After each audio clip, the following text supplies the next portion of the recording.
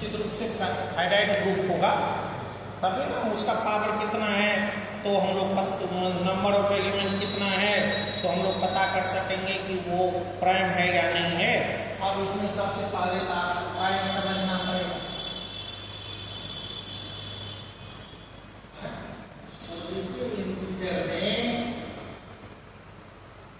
Prime number आप जानते हैं ना,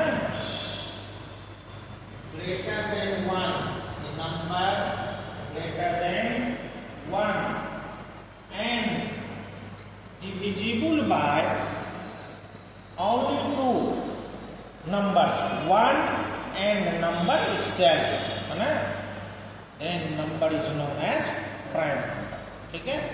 and a smallest prime number is 2 and only one prime number, है ना, only one even number which is prime is 2, ठीक है ना। 2 के अलावा कोई ऐसा इवेंट नंबर नहीं है जो प्राइम होता है, ठीक है ना। तो प्राइम का डिफिनेशन है, उसके हिसाब से सोचना करना। तो कहने का मतलब 2 है।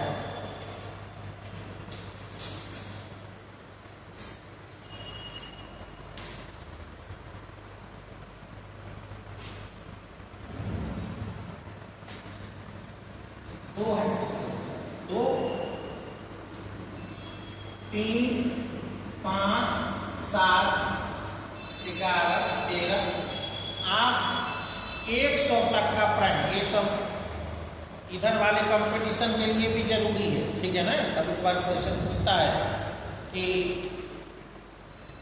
1 से 50 तक के बीच में कितने प्राइम नंबर हैं, 1 से 100 तक के बीच में कितने प्राइम नंबर हैं, तो आप लिखोगे और उसको याद भी रखोगे, ठीक है ना।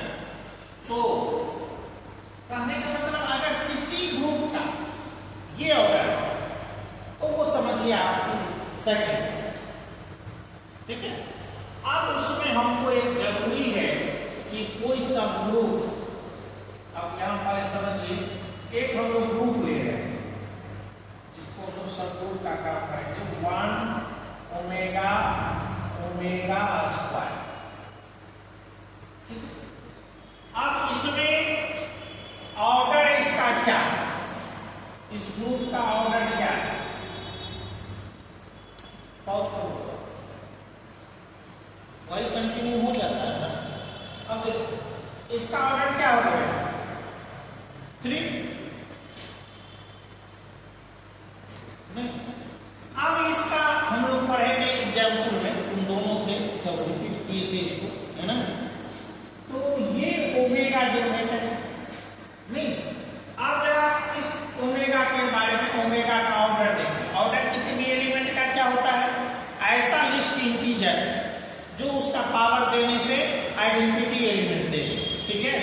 तो इसका ऑर्डर आप 1 डालिएगा तो ओमेगा मिलेगा, 2 डालिएगा तो ओमेगा स्क्वायर मिलेगा, पावर 3 डालिएगा तो 1 हो जाएगा, दैट इज आइडेंटिटी एलिमेंट।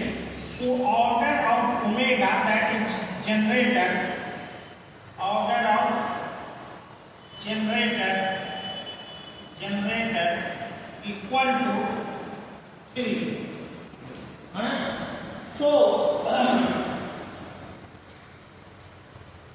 जो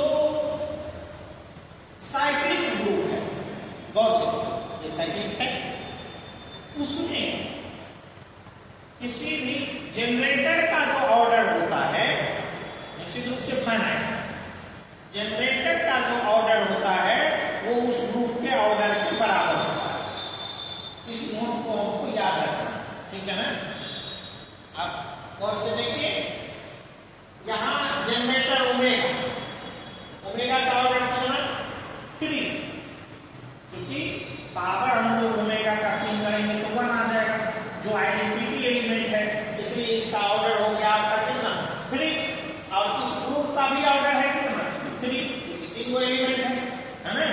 सो अगर ये साइक्लिक ग्रुप है, कोई साइक्लिक फाइनाइट साइक्लिक ग्रुप है, तो उसका क्या होता है कि जो जनरेटर है उसका ऑर्डर उस ग्रुप के ऑर्डर के बराबर है। इसका हम लोग इस्तेमाल करें। अब यहां आइए, इसको देखिए,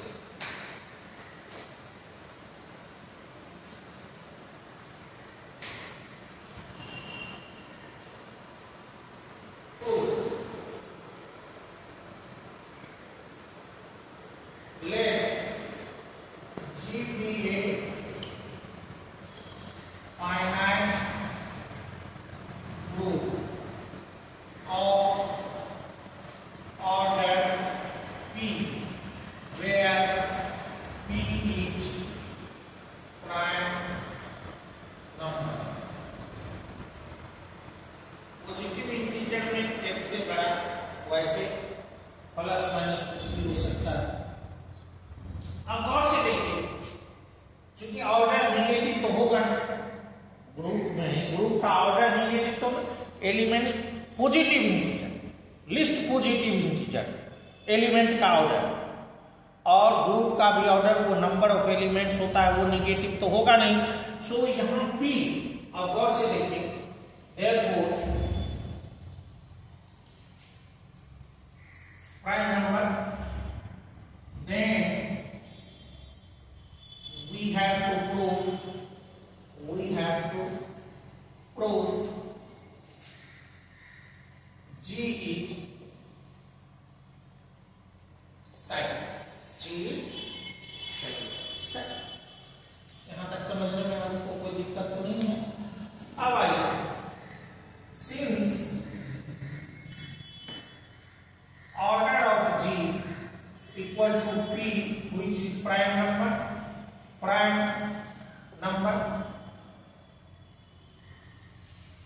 which implies P is greater equal to 2।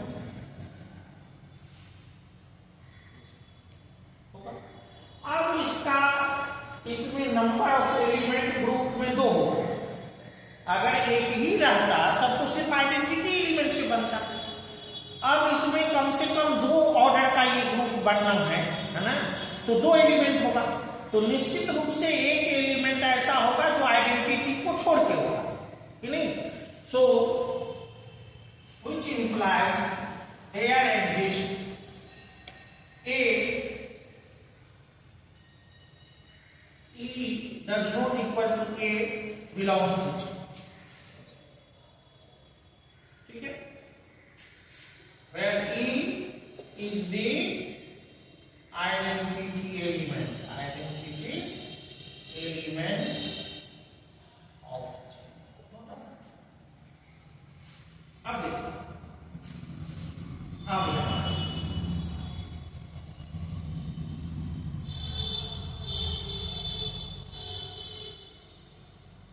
now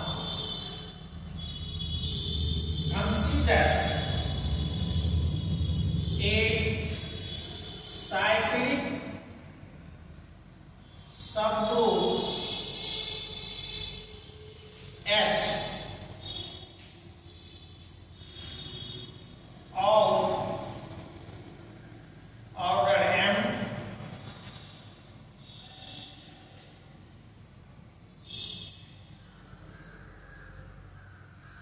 and A is generated of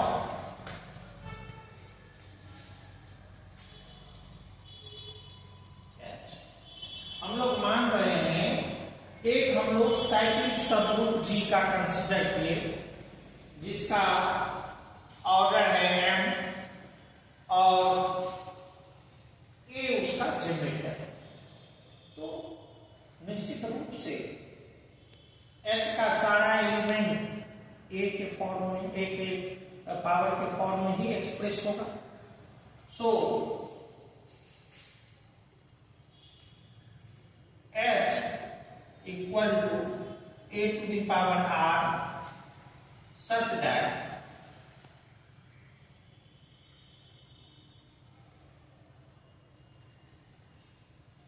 R belongs to R।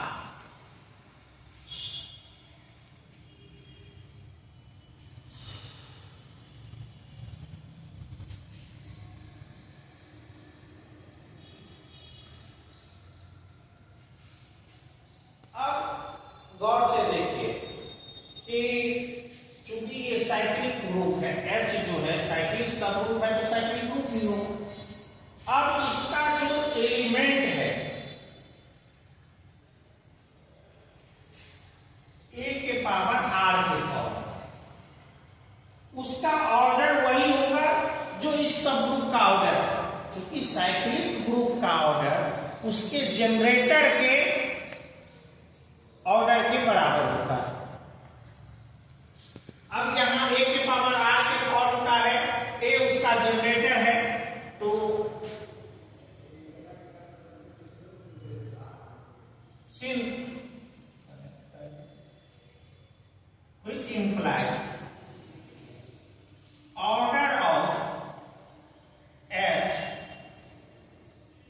Equal to